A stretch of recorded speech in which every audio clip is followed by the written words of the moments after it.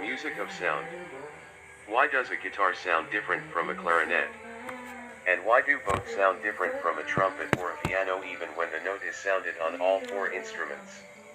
The answer can be found in an explanation of how sound is produced.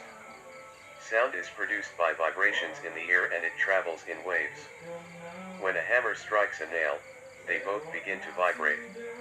The vibrations push the molecules in the air and produce waves. These sound waves move in every direction in increasingly larger circles. When the waves reach the eardrum vibrates and nerves send a message to the brain that we hear as sound. The speed at which sound travels is determined by the medium through which it passes.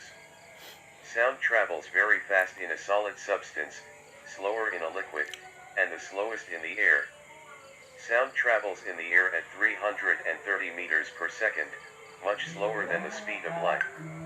That is why we see lightning before we hear thunder. There is no sound in a vacuum because there are no air molecules to vibrate. Next time you're in a vacuum, don't bother to turn on the radio. There is no sound without movement. Sound is characterized by its pitch, volume, intensity, and quality. Pitch refers to whether the sound is high or low.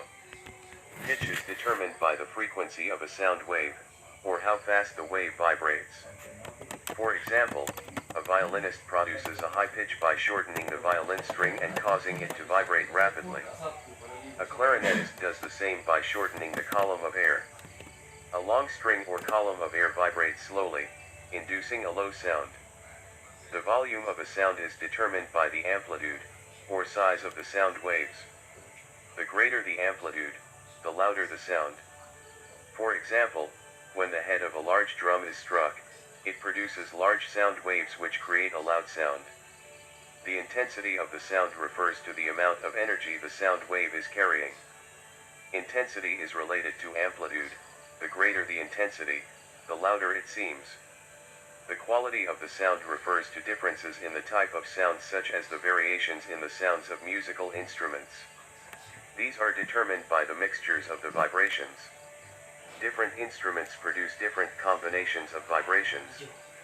The result is that each instrument has its own tone quality. The string on a violin produces a different mixture of vibrations than the column of air on a clarinet, which, in turn, produces different vibrations than the head of a drum. Today, computers are being used, not only to recognize and simulate human voices, but even to play music. To synthesize a human voice, the computer vibrates a speaker cone to try to simulate the acoustical wave patterns produced by the human voice. To play a particular piece of music, the computer is programmed for the precise pitch and duration of each note. There have even been attempts to have a computer compose melodies by programming it to randomly select notes that follow rules of harmony and melody. So far, Mozart and Beethoven don't have to worry.